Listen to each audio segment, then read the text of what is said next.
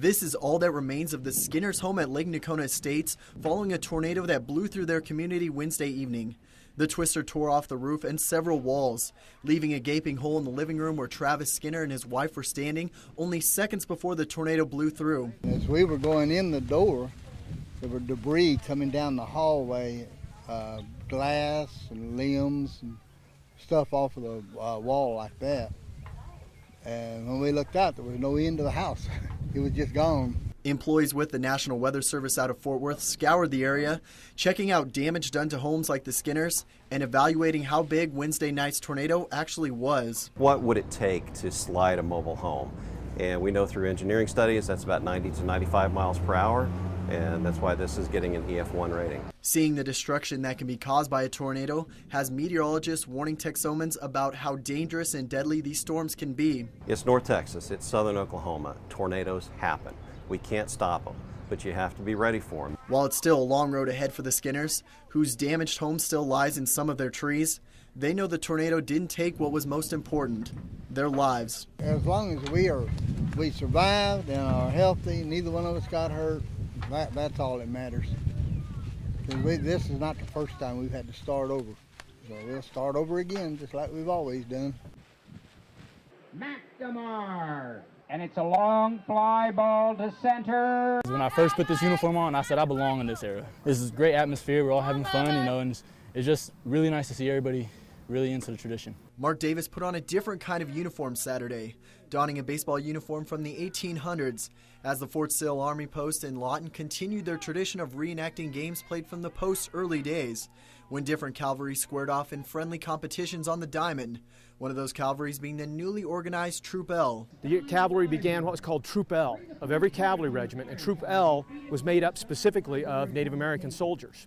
And so what this game represents is the descendants of Troop L, those Native American soldiers playing against other soldiers of the Army. Baseball had become a simple way to pass time for the soldiers during the 1800s, but these early games held a certain significance as it united the white and Native American soldiers who served at the post. The history here isn't just about the Army, just about Fort Sill, it's about the whole region, it's about the tribes, it's about Lawton, and so this represents that same dynamic of the late 1800s as the settlers were here, the soldiers were here, the tribes were here, and we built a community that is now Lawton, Fort Sill today. With Native American and white soldiers once again taking the field together in friendly competition, it serves as a reminder of how a game helped put everybody on the same team. That's what we're representing, is that same camaraderie, that same relationship that was built as a result of that. I decided I want to go ahead and partake in it. It seemed like it was really prestigious and it felt good for my people. Clay Kush, KFDX 3 News. Stepping into a vehicle can be a dangerous thing, especially when drivers' hands are holding something besides the steering wheel. But now, car makers are producing new technologies to help curb the texting and driving problem. Speed dial. They want to stay away from having to go for their phone, reaching for their phone and using their fingers. They'd rather have it voice recognition. It's a feature found in the new Honda Accord. Using the Intelligent Multi-Information Display, or IMID, drivers can have their text messages and even emails read to them. And just by using the scroll wheel or a button on the steering wheel, drivers can choose an automatic response to send right back. I'm running late.